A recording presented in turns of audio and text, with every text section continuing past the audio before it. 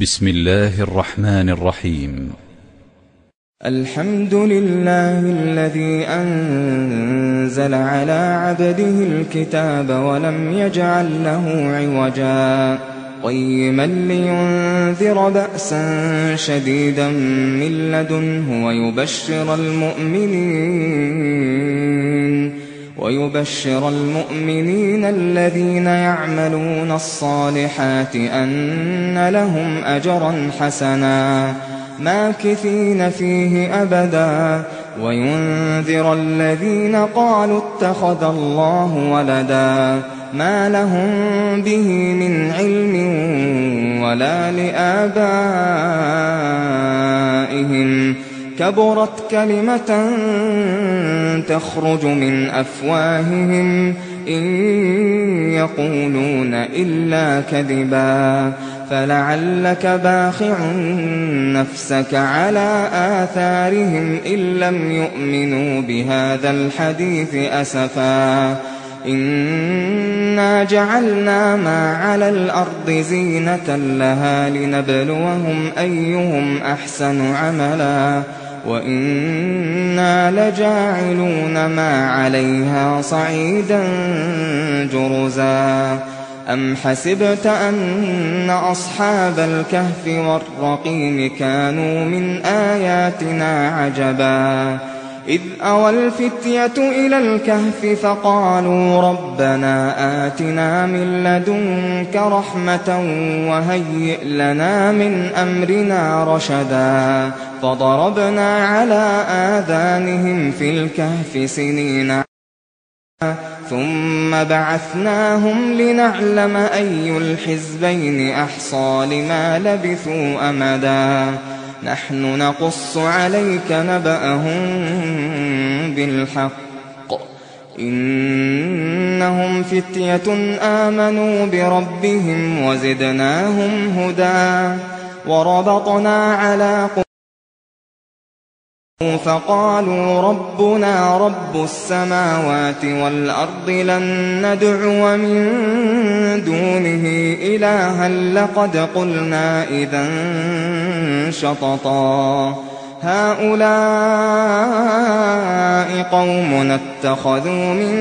دونه آلهة لولا يأتون عليهم بسلطان بين فمن أظلم ممن افترى على الله كذبا وإذ اعتزلتموهم وما يعبدون إلا الله فأووا إلى الكهف ينشر لكم ربكم من رحمته ويهيئ لكم من أمركم مرفقا وترى الشمس إذا طلعت تزاور عن كهفهم ذات اليمين وإذا غربت تقرضهم ذات الشمال وهم في فجوة منه ذلك من آيات الله من يهد الله فهو المهتد ومن يضلل فلن تجد له وليا مرشدا وتحسبهم أيقاظا وهم رقود ونقلبهم ذات اليمين وذات الشمال وكلبهم باسط ذراعيه بالوصيد لو اطلعت عليهم لوليت منهم فرارا ولملئت منهم رعبا وكذلك بعثناهم ليتساءلوا بينهم قال قائل منهم كم لبثتم قالوا لبثنا يوما أو بعض يوم قالوا ربكم أعلم بما لبثتم فابعثوا أحدكم بورقكم هذه إلى المدينة فلينظر أيها أزكى طعاما فليأتكم برزق منه وليتلطف ولا يشعرن بكم أحدا إنهم إن يظهروا عليكم يرجموكم أو يعيدوكم في ملتهم ولن تفلحوا إذا أبدا. وكذلك أعثرنا عليهم ليعلموا أن وعد الله حق وأن الساعة لا ريب فيها إذ يتنازعون بينهم أمرهم فقالوا ابنوا عليهم بنيانا ربهم أعلم بهم قال الذين غلبوا على أمرهم لنتخذن عليهم مسجدا سيقولون 3 رابعهم كلبهم ويقولون 5 سادسهم كلبهم بالغيب ويقولون 7 كلبهم قل ربي أعلم بعدتهم ما يعلمهم إلا قليل فلا تمار فيهم إلا مراء ظاهرا ولا تستفت فيهم منهم أحدا ولا تقولن لشيء إني فاعل ذلك غدا إلا أن يشاء الله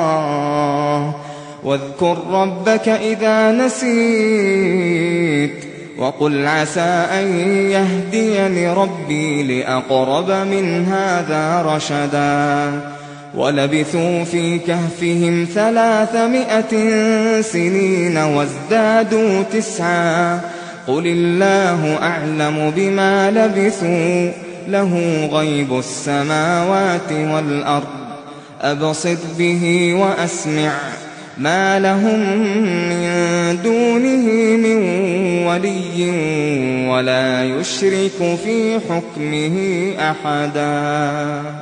واتل ما أوحي إليك من كتاب ربك لا مبدل لكلماته ولن تجد من دونه ملتحدا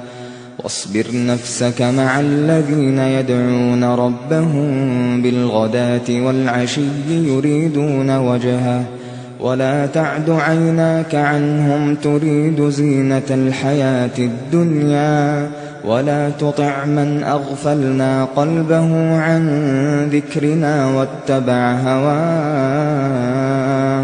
واتبع هواه وكان أمره فرطا وقل الحق من ربكم فمن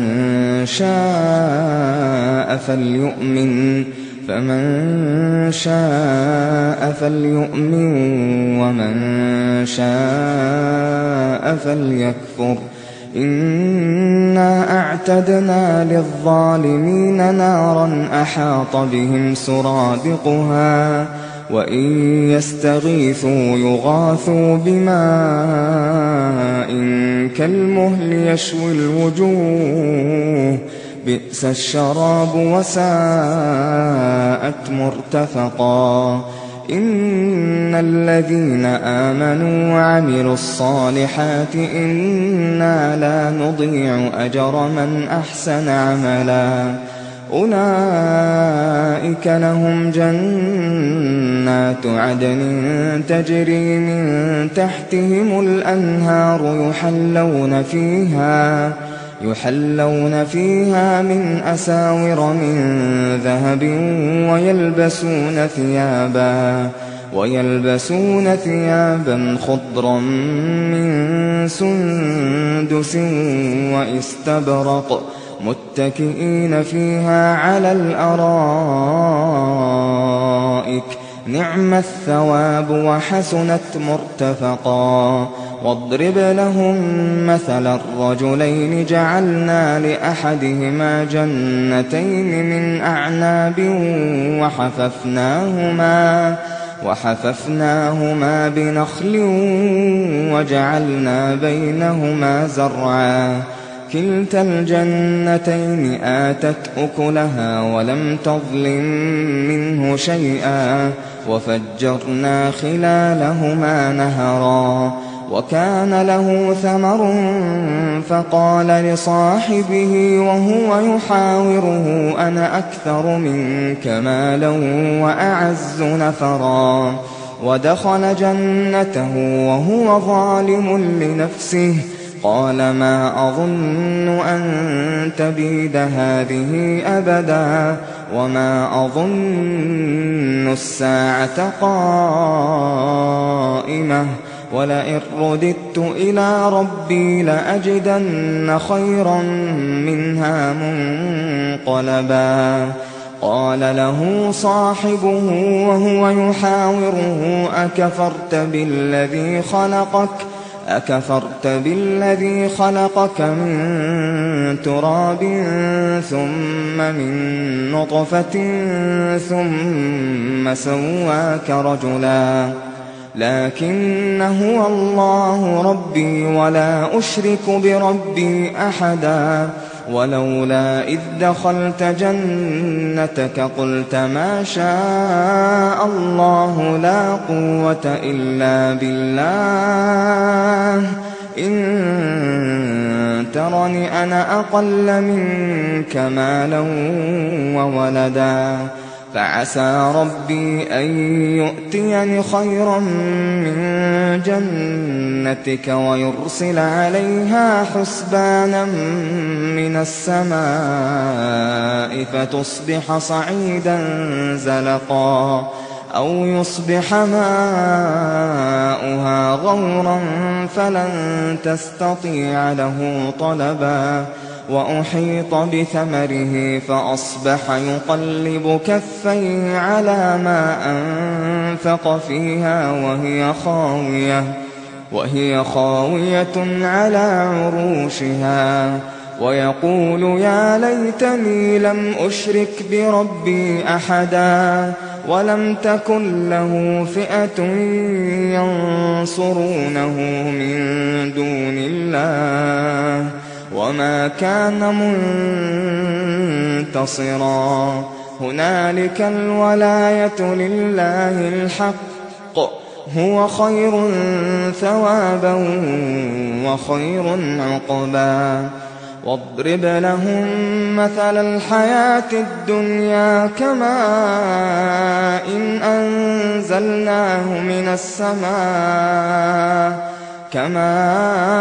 إن أنزلناه من السماء فاختلط به نبات أصبح هشيما تذروه الرياح وكان الله على كل شيء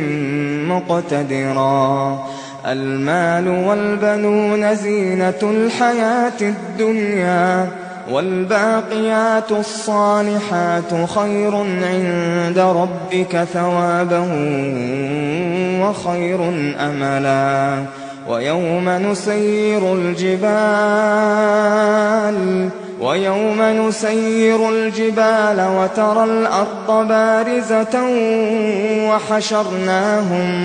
وحشرناهم فلم نغادر منهم أحدا وعرضوا على ربك صفا لقد جئتمونا كما خلقناكم أول مرة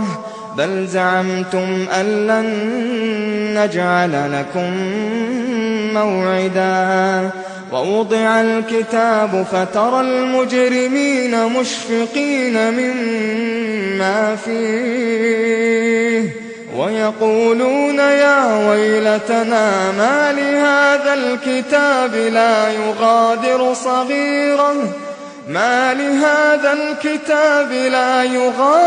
صغيرة ولا كبيرة إلا أحصاها ووجدوا ما عملوا حاضرا ولا يظلم ربك أحدا وإذ قلنا للملائكة اسجدوا لآدم فسجدوا إلا إبليس كان من الجن ففسق عن أمر ربه أفتتخذونه وذريته أولياء من إنهم لكم عدو بئس للظالمين بدلا ما أشهدتهم خلق السماوات والأرض ولا خلق أنفسهم وما كنت متخذ المضلين عضدا ويوم يقول نادوا شركائي الذين زعمتم فدعوهم فلم يستجيبوا لهم وجعلنا بينهم موبقا ورأى المجرمون النار فظنوا أنهم مواقعوها ولم يكن عنها مصرفا ولقد صرفنا في هذا القرآن للناس من كل مثل وكان الإنسان أكثر شيء جدلا وما منع الناس أن يؤمنوا إذ جاءهم الهدى ويستغفروا ربهم إلا أن تأتيهم سنة الأولين أو يأتيهم العذاب قبلا وما نرسل المرسلين إلا مبشرين ومنذرين ويجادل الذين كفروا بالباطل ليدحضوا به الحق واتخذوا آياتي وما أنذروا هزوا ومن أظلم ممن ذكر بآيات ربه فأعرض عنها ونسي ما قدمت يداه إنا جعلنا على قلوبهم أكنة أن يفقهوه وفي آذانهم وقرا وإن تدعهم إلى الهدى فلن يهتدوا إذن أبدا وربك الغفور ذو الرحمة لو يؤاخذهم بما كسبوا لعجل لهم العذاب بل لهم موعد لن يجدوا من دونه موئلا وتلك القرى أهلكناهم لما ظلموا وجعلنا لمهلكهم موعدا وإذ قال موسى لفتاه لا أبرح حتى أبلغ مجمع البحرين أو أمضي حقبا فلما بلغا مجمع بينهما نسيا حوتهما فاتخذ سبيله في البحر سربا فلما جاوزا قال لفتاه آتنا غداءنا لقد لقينا من سفرنا هذا نصبا قال أرأيت إذ أوينا إلى الصخرة فإني نسيت الحوت وما أنسانيه إلا الشيطان أن أذكره واتخذ سبيله في البحر عجبا قال ذلك ما كنا نبغ فارتدا على آثارهما قصصا فوجدا عبدا من عبادنا آتيناه رحمة من عندنا وعلمناه من لدنا علما قال له موسى هل أتبعك على أن تعلمني مما علمت رشدا قال إنك لن تستطيع معي صبرا وكيف تصبر على ما لم تحط به خبرا قال ستجدني إن شاء الله صابرا ولا أعصي لك أمرا قال فإن اتبعتني فلا تسألني عن شيء حتى أحدث لك منه ذكرا فانطلقا حتى إذا ركبا في السفينة خرقها قال أخرقتها لتغرق أهلها لقد جئت شيئا إمرا قال ألم أقل إنك لن تستطيع معي صبرا قال لا تؤاخذني بما نسيت ولا ترهقني من أمري عسرا فانطلقا حتى حتى إذا لقيا غلاما فقتله قال أقتلت نفسا زكية بغير نفس لقد جئت شيئا نكرا قال ألم أقل لك إنك لن تستطيع معي صبرا قال إن سألتك عن شيء بعدها فلا تصاحبني قد بلغت من لدني عذرا فانطلقا حتى إذا أتيا أهل قرية استطعما أهلها فأبوا أن يضيفوهما فوجدا فيها جدارا يريد أن ينقض فأقامه قال لو شئت لاتخذت عليه أجرا قال هذا فراق بيني وبينك سأنبئك بتأويل ما لم تستطع عليه صبرا أما السفينة فكانت لمساكين يعملون في البحر فأردت أن أعيبها وكان وراءهم ملك يأخذ كل سفينة غصبا وأما الغلام فكان أبواه مؤمنين فخشينا أن يرهقهما طغيانا وكفرا فأردنا أن يبدلهما ربهما خيرا منه زكاة وأقرب رحما وأما الجدار فكان لغلامين يتيمين في المدينة وكان تحته كنز لهما وكان أبوهما صالحا فأراد ربك أن يبلغا أشدهما ويستخرجا كنزهما رحمة من ربك وما فعلته عن أمري ذلك تأويل ما لم تسطع عليه صبرا ويسألونك عن ذي القرنين قل سأتلو عليكم منه ذكرا إنا مكنا له في الأرض وآتيناه من كل شيء سببا فأتبع سببا حتى إذا بلغ مغرب الشمس وجدها تغرب في عين حمئة ووجد عندها قوما قلنا يا ذا القرنين إما أن تعذب وإما أن تتخذ فيهم حسنا قال أما من ظلم فسوف نعذبه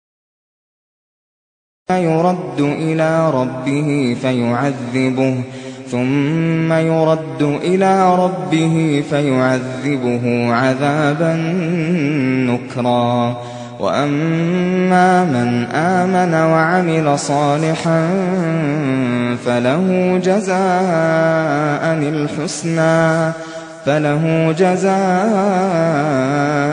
الحسنى وسنقول له من أمرنا يسرا ثم أتبع سببا حتى إذا بلغ مطلع الشمس وجدها تطلع على قوم لم نجعل لهم من دونها سترا كذلك وقد أحطنا بما لديه خبرا ثم أتبع سببا حتى إذا بلغ بين السدين وجد من دونهما قوما لا يكادون يفقهون قولا قالوا يا ذا القرنين إن يأجوج ومأجوج مفسدون في الأرض فهل نجعل لك خرجا على أن تجعل بيننا وبينهم سدا قال ما مكني فيه ربي خير فأعينوني بقوة أجعل بينكم وبينهم ردما آتوني زبر الحديد حتى إذا ساوى بين الصدفين قال انفخوا حتى إذا جعله نارا قال آتوني أفرغ عليه قطرا فما استطاعوا أن يظهروه وما استطاعوا له نقبا قال هذا رحمة من ربي فإذا جاء وعد ربي جعله دكا وكان وعد ربي حقا وتركنا بعضهم يومئذ يموج في بعض ونفخ في الصور فجمعناهم جمعا وعرضنا جهنم يومئذ للكافرين عرضا الذين كانت أعينهم في غطاء عن ذكري وكانوا لا يستطيعون سمعا أفحسب الذين كفروا أن يتخذوا عبادي من دوني أولياء إنا أعتدنا جهنم للكافرين نزلا قل هل ننبئكم بالأخسرين أعمالا الذين ضل سعيهم في الحياة الدنيا وهم يحسبون أنهم يحسنون صنعا أولئك الذين كفروا بآيات ربهم ولقائه فحبطت أعمالهم فلا نقيم لهم يوم القيامة وزنا ذلك جزاؤهم جهنم بما كفروا واتخذوا آياتي ورسلي هزوا إن الذين آمنوا وعملوا الصالحات كانت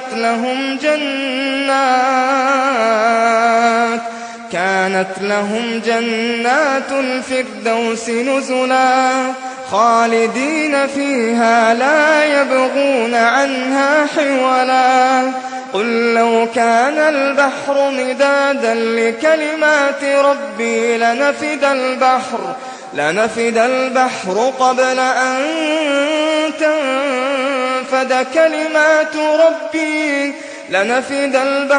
قبل أن تنفد كلمات ربي ولو جئنا بمثله مددا قل إنما أنا بشر مثلكم يوحى إلي أنما إلهكم إله واحد فمن كان يرجو